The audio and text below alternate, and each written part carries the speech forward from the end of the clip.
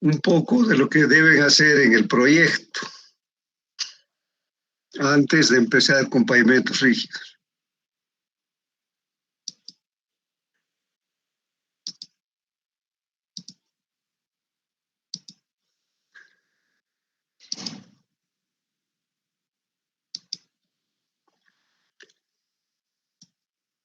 El proyecto se trata de diseñar el pavimento, hacer el diseño geométrico y todo lo demás de un parqueo vehicular para el aeropuerto de Cobija. Entonces, como se ha ampliado la plataforma, se ha ampliado la longitud de la pista, entonces también corresponde mejorar y ampliar el parqueo vehicular que actualmente tiene. Entonces tenemos ahí datos de la ubicación. Este es un plano indicativo en planta, que ustedes pueden trabajar en base a eso, pero tiene varios desniveles. La plataforma con relación al camino que va hacia la ciudad de Cobija está a mayor altura. Entonces, además, lo que hay que considerar en el parqueo es el acceso que se va a tener a través de la vía principal, de la carretera principal, hacia el parqueo vehicular del aeropuerto. Aquí nos dice la cantidad de puestos de estacionamiento que hay que considerar. 3 puestos para buses, 12 puestos para minibuses y taxis, 48 puestos para motocicletas, etc. Entonces, en base a eso, ustedes definen el tamaño de la plataforma, asignando un rectángulo para cada tipo de vehículo, o sea, ordenándolo un poco de tal manera que se pueda aprovechar bien el espacio. Luego, tienen que hacer el diseño del pavimento. Está establecido, creo que es en pavimento rígido. Tienen datos del estudio de geotecnia, aquí tienen incluso un resumen del estudio de suelos para el parqueo vehicular. En realidad se tiene un suelo que no es bueno. Entonces vamos a considerar un CBR al 95% con 0,1 de pulgada de penetración. Nos dan valores un poco más razonables. Después se tiene un estudio de suelos del material laterítico que se va a utilizar para los terraplenes. El material laterítico es un material arcilloso de una arcilla consolidada que tiene muy buen desempeño como subrasante. Entonces, en esta zona del departamento de Pando no existen yacimientos de material granular. O sea, lo único que se puede encontrar son estos materiales lateríticos que son de arcillas consolidadas, pero que no sirven para hacer las capas de la estructura del pavimento, ni para su base, ni para capa base. Incluso este yacimiento de material laterítico está a bastante distancia de la ciudad de Cobija. Dice, según esto, se encuentra a una distancia de 60 kilómetros. Aquí tenemos también un estudio del yacimiento de Villabuch, que es el yacimiento laterítico. Nos dice que es un suelo A4, índice 0, CBR de 13,86 y 40 al 100%. Vamos a trabajar con el 95%. Este ensayo debería haberse repetido porque la diferencia entre el porcentaje al 95% y al 100% es demasiado grande. Entonces vamos a utilizar el CBR al 95% de compactación. Luego tenemos el estudio de tráfico. De acuerdo a la normativa del ABC. Entonces aquí tenemos el volumen diario que se espera. Ustedes saben, en estas localidades la motocicleta tiene mucha importancia. Tenemos en todas estas poblaciones mototaxis. Tenemos una tasa de crecimiento, el año cero del proyecto, el 2023, y el periodo de diseño, 20 años.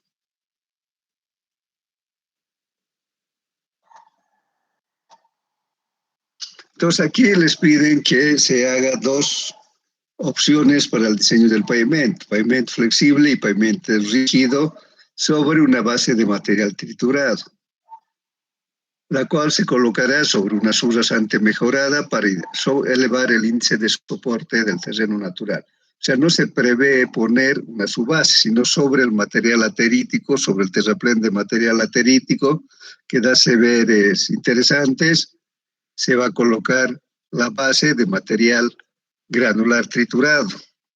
Ese material tiene un costo bastante elevado porque se trae del Brasil. Entonces el camino va a ser una vía convencional, o sea, un carril en cada dirección. O sea, entran por un lado y van a salir por el otro. O sea, no hay retorno. Ancho de las bermas, unos 50 de metros a cada lado.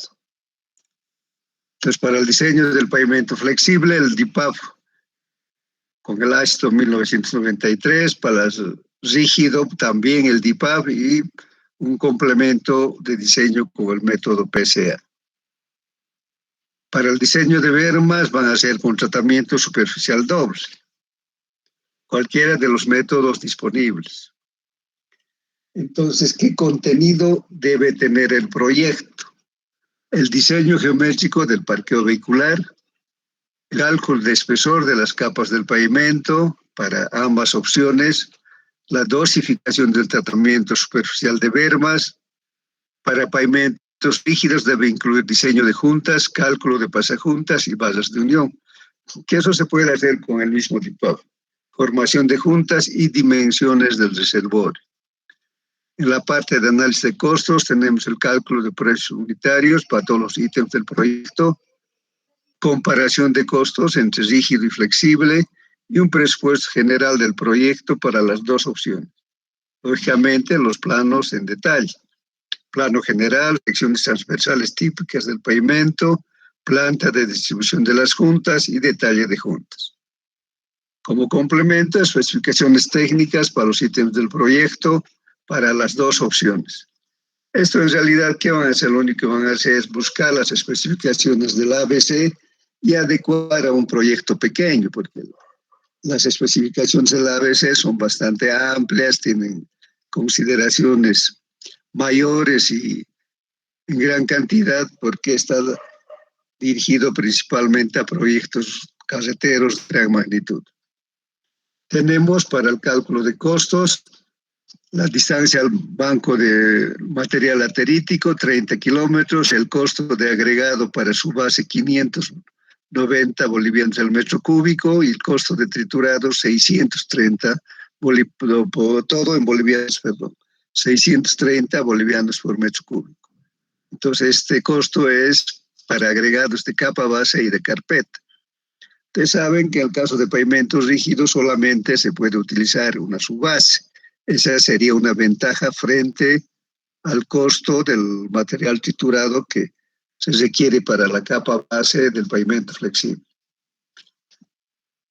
Según esto, teníamos una fecha de entrega el 24 de diciembre, pero parece mucho. Yo creo que esta fecha tenemos que cambiar, porque la condición es que ustedes, para tener derecho al examen final, tienen que tener el proyecto presentado con una nota que no puede ser menos de 10 sobre 25. Si tienen preguntas,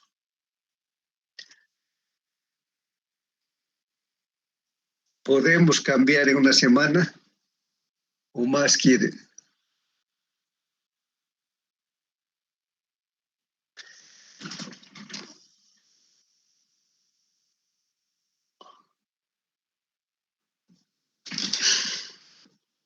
Podría ser el 17.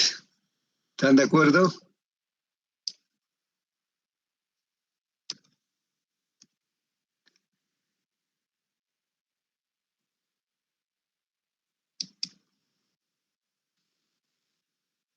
Y la defensa sería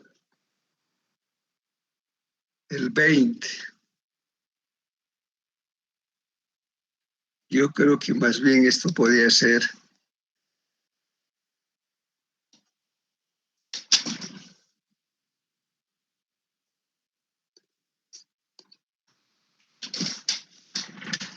Mientras más antes hagan, mejor, ¿no? Esto podría ser el 13 de diciembre, que es lunes,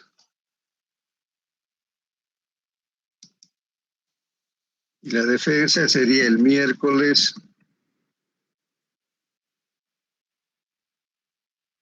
15.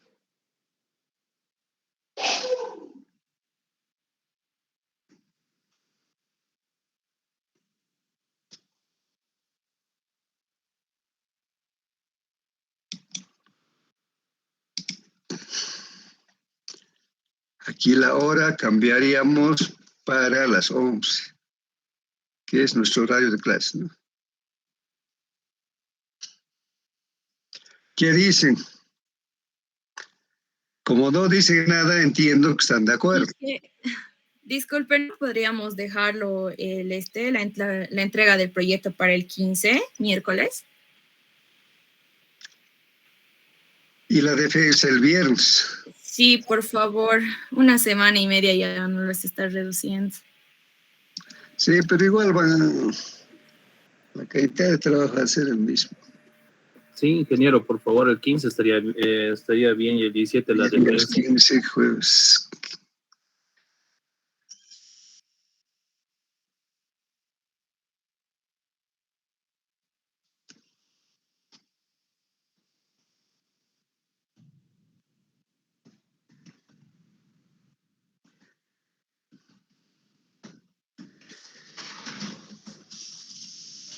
¿17 es, ingeniero, el viernes? Viernes 17. Sí. ¿Está bien ahora? Sí. El horario se mantiene, ¿no, ingeniero? 11 de la mañana. No, pues vamos a cambiar para las 8. Ah, ya. Va a ser presencial, por si acaso. Inge, disculpe, en cuanto al horario, yo no estaría de acuerdo. Tenemos clases en ese horario.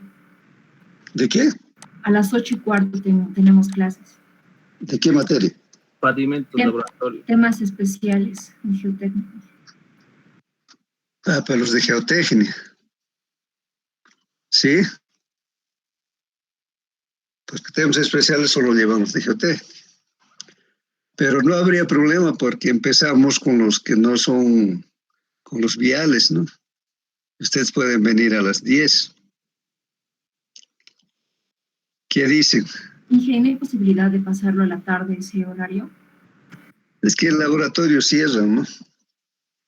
Es el problema, ¿no? Podría ser a las 10. A las 11. A las 10 está bien, Inge. ¿Eh? ¿A las 10 o a las 11? A las 11, Inge. A las 11, Inge. 10, Inge. Quedamos a las 11. El viernes 17 a las 11. Pero ya saben, el documento impreso tienen que dejar en el laboratorio de pavimentos el 15. Desde las 8 les voy a poner hasta las 12, por si acaso se demora. Pero no más de eso. Yo estoy desde las 7, por si acaso. ¿Qué otra observación? Y cualquiera de las clases, ustedes me dicen que ya tienen avanzado el proyecto y que podemos hacer una clase especial para las dudas que pudieran haber. Ahora, para esto, sí, adelante.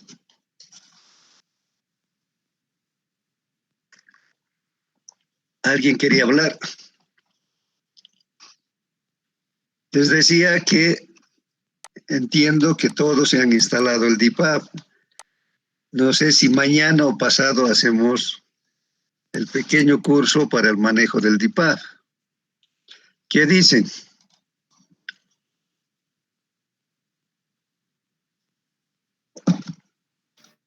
Mañana, ingeniero.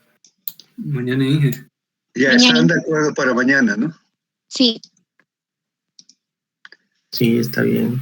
Entonces mañana, en la clase de mañana, nos vamos a dedicar exclusivamente al DIPAP. ¿Alguna otra consulta, algo?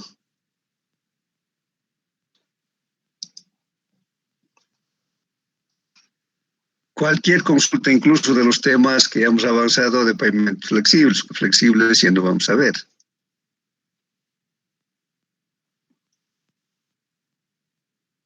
Todo está claro. Vamos a ver un poquito la introducción.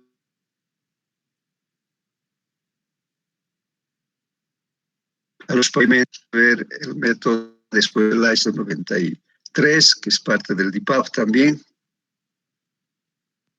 Con eso terminaríamos, haríamos 3 métodos, ¿no? El ISO 93, PCA y el ISO 97.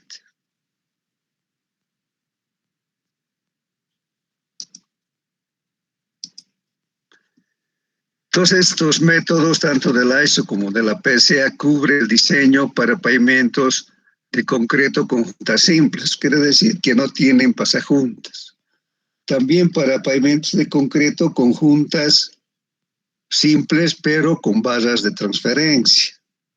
También para pavimentos de concreto reforzado con juntas. Finalmente, para pavimentos con refuerzo continuo. Entonces, aquí la pregunta sería: ¿debe poner armadura a las losas o de qué sirve hacer un pavimento con refuerzo continuo? Porque en costo ha de ser mucho más. Y entonces, ¿por qué el procedimiento de diseño es exactamente el mismo? Lo que pasa es que los pavimentos trabajan a compresión. Todos los esfuerzos que generan las cargas se vuelven esfuerzos de compresión. Solamente se va a producir flexión cuando haya inestabilidad en la base de apoyo. Por eso es que en los pavimentos se exige que tengan una resistencia a la flexión de 45 kilos por centímetro cuadrado, o sea, 4.5 megapascales como mínimo, para cubrir esa posible contingencia de que haya desequilibrios. Entonces, como todos los esfuerzos se convierten en esfuerzos de compresión, en realidad para absorber estos esfuerzos no es necesaria la armadura. Ustedes saben que en el caso de pavimentos o en el caso de hormigón armado, el hormigón, el concreto, absorbe los esfuerzos de compresión y el acero absorbe los esfuerzos de tensión. Entonces ambos se complementan. Pero las estructuras de hormigón armado tienen una parte libre. Si vemos una viga, tiene 2 apoyos y tiene una parte central que está sujeta a flexión. Lo mismo una columna está sujeta a pandeo, porque tiene un apoyo en la base. Entonces, en ese caso siempre vamos a requerir que tengan armadura, porque el trabajo del hormigón armado es combinado entre el concreto y la capacidad resistente del acero. En cambio, en las losas del pavimento están apoyadas íntegramente en una especie de colchón elástico. Por eso es que no tiene lugares específicos donde se pueda presentar flexión. Y los esfuerzos se van a convertir en esfuerzos de compresión. Entonces la pregunta es, ¿para qué diablos vamos a reforzar las losas? ¿Para qué vamos a utilizar refuerzo continuo?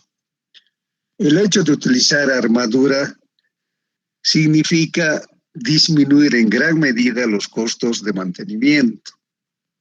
Por otra parte, se puede achicar el tamaño de las losas.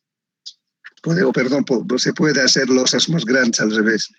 Si podemos hacer de 5 metros con pavimento, con barras de transferencia, si usamos de concreto reforzado, podemos hacer de 10 metros, incluso 11, 12 metros de largo. Entonces ahí nosotros tenemos un ahorro en las pasajuntas. En todo el procedimiento constructivo vamos a tener un ahorro de la mano de obra. Y la otra cualidad es que las fisuras se van a distribuir de mejor manera, porque la armadura está ajustando al concreto y no va a permitir que se presenten fisuras de gran magnitud. Entonces la fisuración ha de ser muy poca. Más aún en los pavimentos de refuerzo continuo. El pavimento de refuerzo continuo directamente no tiene juntas, se va vaciando hasta que termina la jornada de trabajo. Y ahí sí se crea una junta de construcción. Pero si el trabajo se pudiera hacer las 24 horas en turnos, no pararía el hormigonado y no habría necesidad de ningún tipo de junta. Pero tiene una armadura a lo largo de toda la dimensión que tenga el pavimento, tanto en ancho como en largo. Entonces esto nos permite tener, lógicamente, un pavimento con más resistencia, con un requerimiento de muy poco mantenimiento, además sin riesgo de fisuración. En Bolivia, uno de los pocos proyectos donde se han utilizado pavimento con refuerzo continuo es la autopista de La Paz al Alto. Esto porque hay una circulación grande de vehículos. En primer lugar, vehículos pequeños y de transporte público que se dirigen hacia el aeropuerto. Y además es la salida también del tráfico pesado. Entonces, por la cantidad de vehículos que se tiene, cerrar esa vía por razones de mantenimiento causa un perjuicio grande. Ya de hecho, cuando este pavimento ha sido rehabilitado, creo que el anteaño pasado, pues han tenido que cerrar necesariamente, ya han creado un conflicto muy grande durante varios meses, porque han utilizado rutas alternativas que no son adecuadas para el transporte ni rápido que debe ir al aeropuerto, menos para el tráfico pesado. Entonces, por eso es que esa autopista necesita tener buenas condiciones de resistencia, pero ante todo tener menos requerimiento de mantenimiento. Es por eso que, como ejemplo, digamos, es uno de los pocos pavimentos donde se ha utilizado refuerzo continuo. Si tienen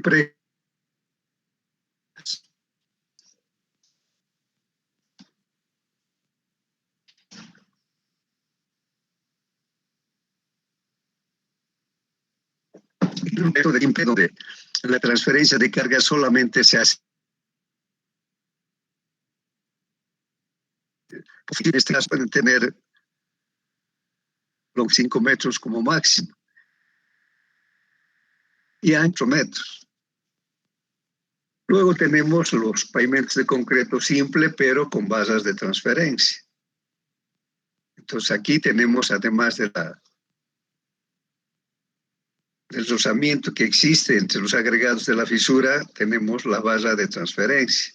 En este caso podemos aumentar de 4 a 6 metros y en anchos de 3 a 4 metros. Luego tenemos con refuerzo de acero.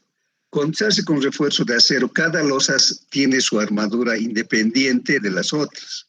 Por eso de la armadura de las losas se requiere basas de transferencia, porque cada losa es un elemento independiente.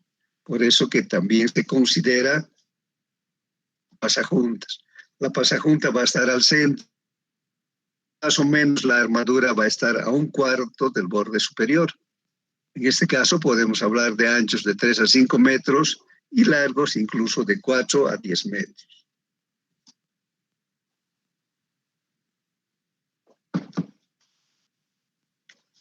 Y tenemos con refuerzo continuo. En este caso va a tener una armadura que normalmente es de acero delgado en la capa superior y en la capa inferior. Entonces realmente todos los esfuerzos están bien controlados. Entonces aquí no tiene longitud porque tiene una longitud indefinida. Como no tiene juntas, entonces de acuerdo a los turnos de trabajo pueden ir avanzando en la pavimentación sin crear juntas. Con anchos de 3 a 5 metros va a tener una longitud indefinida, pero tiene que tener un refuerzo continuo en ambas caras de las losas, tanto arriba como abajo. Si tienen preguntas. Una pregunta. Sí, adelante. En el tema de la distancia de las juntas, en un pavimento rígido, sin ningún tipo de refuerzo, ¿cuál sería la distancia mínima que se tendría que tomar? No, pues la mínima sería unos 50, ¿no? O sea, mientras más chica es la losa, es mejor, porque se evitan los problemas de alabeo. Mientras más grande es la losa, los bordes por los cambios de clima tienden a levantarse. Pero como una dimensión máxima, es como un criterio de referencia, es 24 veces el espesor de la losa. Entonces el máximo sería 24 El veces. máximo. Si tenemos un pavimento de 20 centímetros, entonces querría decir que la longitud máxima es 480. Actualmente tenemos ya análisis matemáticos para poder ver el problema de los alabeos. Entonces, en base a eso se puede dimensionar losas cortas. El hecho de dimensionar losas cortas nos permite también reducir el espesor de las losas. En cambio, con el ISO 93, ustedes saben, en el ISO 93 no se considera las dimensiones de las losas. El diseño es único. Entonces se puede hacer un prediseño con el DIPAV y luego acá y en el programa que se llama el EBRFE para alabeos. Entonces eso nos puede dar losas cortas mucho más eficientes. Si tienen otras preguntas. Ustedes saben bien que el concreto está formado por agregados pétreos bien graduados, que pueden ser triturados o pueden ser clasificados si es de buena calidad. Entonces vamos a tener agregados gruesos, la grava, y agregados finos, la arena. Luego tenemos el cemento, que también debe cumplir cierto requerimiento de especificaciones. El agua, que es el tercer componente, debe ser limpia, exenta de ácidos o álcalis o sustancias orgánicas en descomposición. Los álcalis dañan al pavimento porque atacan al cemento. Y en la superficie va a aparecer una serie de pequeñas fisuras que afean la superficie de la losa, además que pueden acelerar su descomposición, el proceso destructivo que puede tener la losa. También se puede utilizar aire incorporado, dependiendo del procedimiento de diseño de la mezcla. Ustedes en hormigón han hecho ejercicios para dosificar hormigones. Entonces, ustedes hacen de acuerdo al método ACI. Entonces, se puede utilizar aire incorporado de acuerdo a las necesidades. También se pueden utilizar aditivos. Hay aditivos para aumentar la resistencia, para mejorar la trabajabilidad, para prolongar el proceso de fraguado, etc. En el caso de los cementos, de acuerdo a la ASTM, existe el tipo 1 hasta el tipo 5. El tipo 1 es el normal, el 2 es de resistencia moderada a los sulfatos, el 3 de alta resistencia temprana, el tipo 4 bajo calor de hidratación, sube muy poco la temperatura en el proceso de hidratación, y el tipo 5 es resistente a los sulfatos. En nuestra norma boliviana tenemos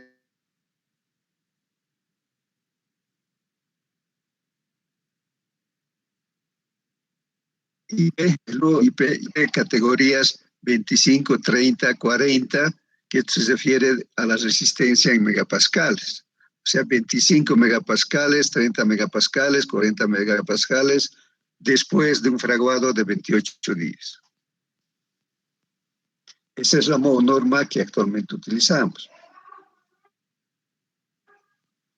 En realidad tenemos dos, ¿no? El cemento normal, sería el IP, y el otro de alta resistencia, que se utiliza para estructuras. ¿Tienen preguntas? Entonces, dentro de los aditivos que hemos estado mencionando, tenemos los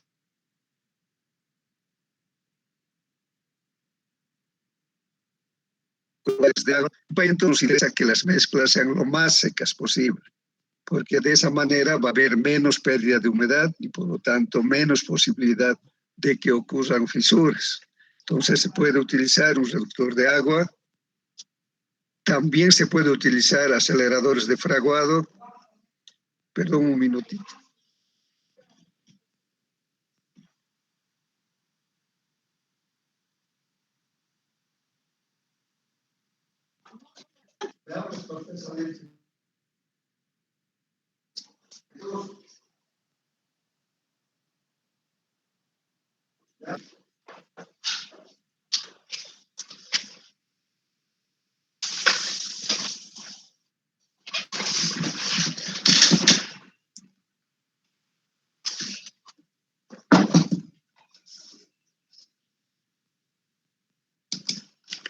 Decíamos que tenemos los aceleradores de fraguado cuando se quiere tener resistencia del servicio lo más antes posible. También tenemos los retardadores de fraguado, que normalmente se utilizan en climas cálidos, porque la temperatura acelera el proceso de fraguado del hormigón. En ese caso se utilizan retardadores. También hay aditivos para incrementar la resistencia.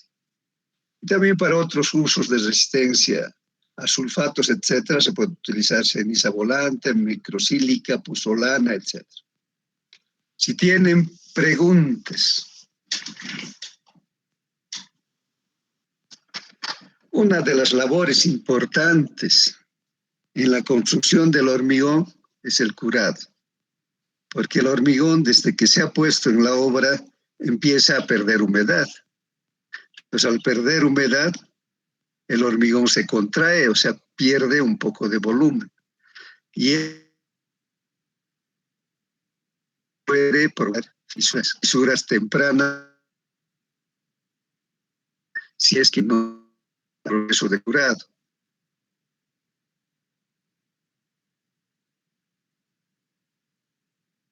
Momento que se puede revisar por ahí a las 6.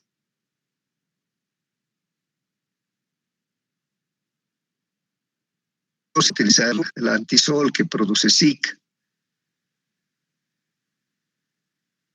evaporación del agua. La humedad va a permanecer más tiempo dentro del hormigón. Entonces, ¿qué cosa necesitamos controlar en el proceso de curado? Que la humedad se mantenga, que las temperaturas no sean muy altas ni muy frías. Si es muy alta, se precipita su fraguado, y si es muy frío, el agua que contiene el hormigón puede congelarse. Y lógicamente tenemos que considerar el tiempo de fraguado.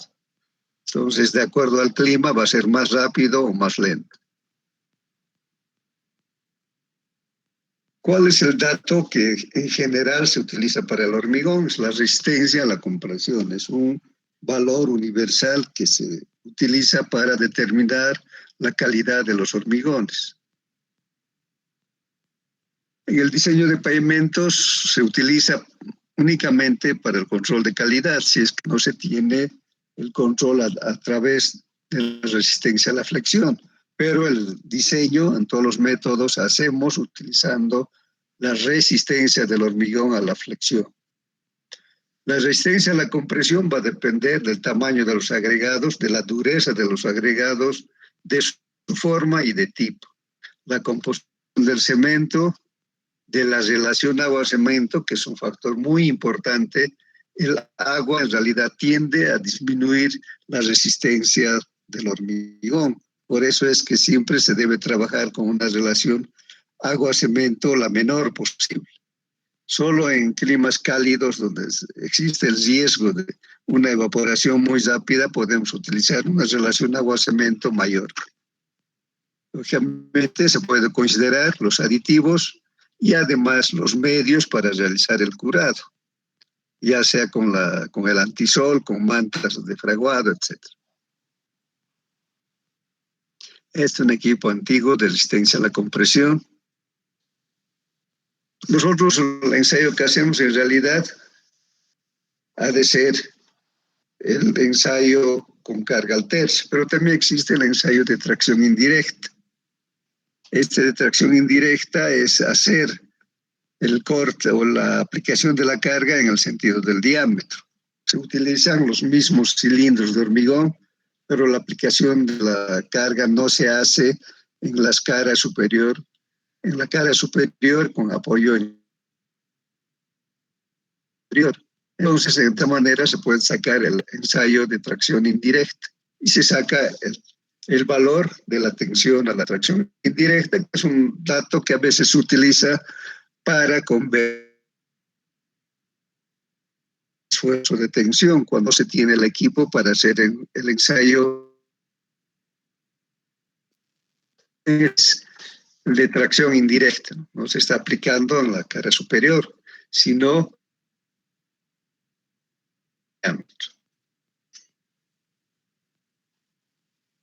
dice que en general da un valor 15% mayor que el ensayo de tracción directa, que sería con carga al tercio. Entonces aquí tenemos el esquema de cómo se hace el ensayo de flexión. Entonces aplicamos en 2 puntos la carga, que están separados 15 centímetros. Y el punto de aplicación de las cargas también está separado 15 centímetros de los apoyos.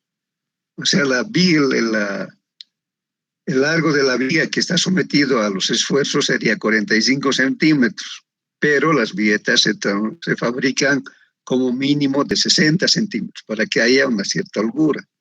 Estas viguetas son de 15 por 15 por 60 centímetros de longitud y se llama con carga al tercio porque estamos aplicando en la parte central una carga separada 15 centímetros y nuestros apoyos están separados 45 centímetros, 15 centímetros a cada lado del punto de aplicación de la carga. Entonces, la resistencia a la flexión ha de ser igual al momento flector multiplicado por la distancia al eje neutro y dividido entre la inercia de la vigueta.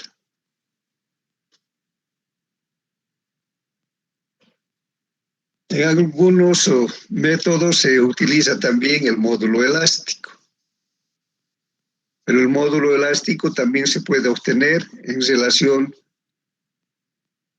a la resistencia a la compresión. Entonces nos dice que el módulo elástico es a 57,000 veces la resistencia a la compresión. Pero esto es en P6. Aquí la resistencia a la compresión es elevado a 0,5, ¿no? O sea, es la 57,000 por la raíz cuadrada de la resistencia a la compresión.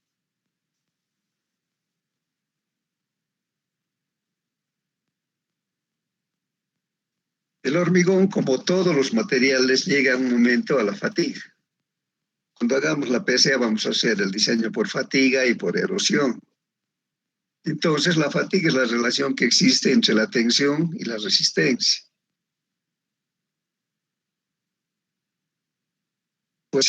Y menor sea la resistencia, la fatiga se ha de producir antes. Entonces, las cargas repetitivas durante la vida de servicio tendrían que ser menores a la carga de rotura. Entonces, para los procesos de fatiga, que los modelos que se han utilizado en el análisis matemático, se han hecho modelos de la PSA, modelo de fatiga con 0 mantenimiento, el modelo de fatiga del Aisto-Are,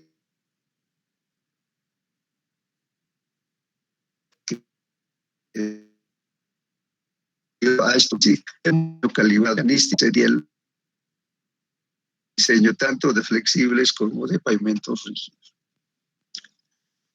Si tienen preguntas.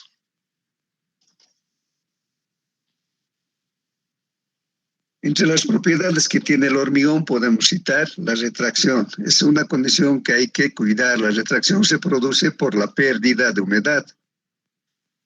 Ya en la vida de servicio, cuando ha terminado el proceso de fraguado, vamos a tener también procesos de expansión y contracción.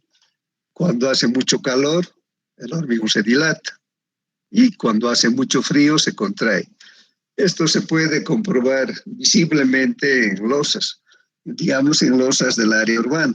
Si nosotros vamos a las 4 de la mañana, en la hora de más frío, a las 5 o 6 de la mañana, vamos a ver que las juntas están totalmente abiertas, porque el hormigón se ha contraído. Pero si vamos a las 3 de la tarde con la mayor temperatura, vamos a ver que las juntas se han cerrado. Entonces el hormigón se ha dilatado. La durabilidad tiene que ser, lógicamente, una condición necesaria del hormigón. Hay que controlar los sistemas de vacíos de aire, que pueden ser beneficiosos en cierto porcentaje, pero si es excesivo, ha de ser dañino porque el hormigón se vuelve demasiado frágil. Las fisuras D en D son muestras de la durabilidad del hormigón. La reactividad a los álcalis.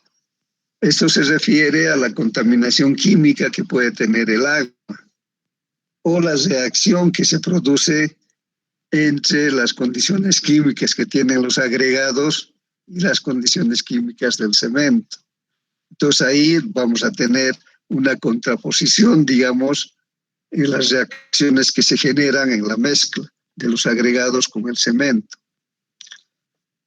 En algunos casos, especialmente en lugares industriales, es necesario tener resistencia a los sulfatos. Entonces, para eso tendrá que tener un tratamiento especial. Actualmente, para aumentar la resistencia de los hormigones, existen procedimientos que se han ido imponiendo en el mercado, como son las fibras de hormigón, las fibras de acero, de incorporación al hormigón, y también las fibras de plástico, las fibras de polietileno. La finalidad principalmente es aumentar la resistencia a la flexión. Y además que las fisuras demoren mucho más en aparecer durante la vida de servicio. En el laboratorio hemos hecho ya 2 proyectos justamente utilizando fibras de hormigón y estas fibras de polietileno. Actualmente también tenemos en proceso un proyecto de losas cortas utilizando aditivos. Si tienen preguntas. Nada. ¿Qué vamos a hacer durante el diseño del pavimento rígido? Vamos a determinar el espesor de la losa. Vamos a hacer el diseño de las pasajuntas. Vamos a determinar el diseño de las basas de amarre. Las basas de amarre son los aceros que se ponen en las juntas longitudinales para que no haya desplazamiento lateral de las losas. También se determina las características, las dimensiones de la caja de sello.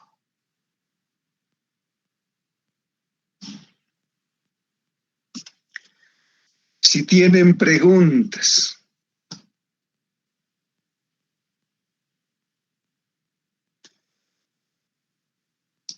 Nada. No, ingeniero. Para ir muy rápido, vamos a quedar aquí y la próxima, el día miércoles sería, ¿no? O por ahí recién el lunes vamos a seguir con este tema. Si es que mañana no terminamos el DIPAF, seguimos el miércoles. Pero si terminamos, vamos a continuar el miércoles. Está bien, ingeniero. Un minutito, por favor.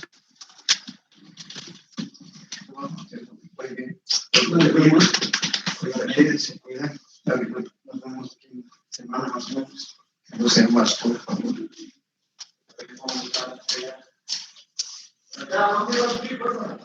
Ya. No lleven, sigan a reflejar ahí, ¿no?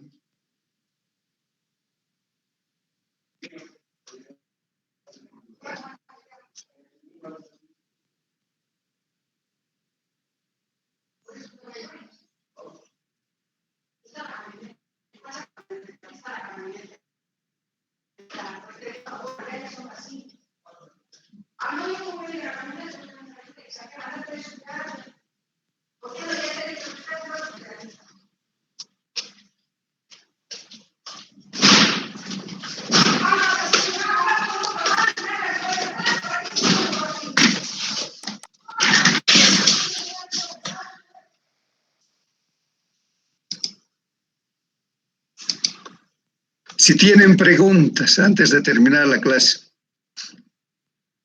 Nada, todo está claro.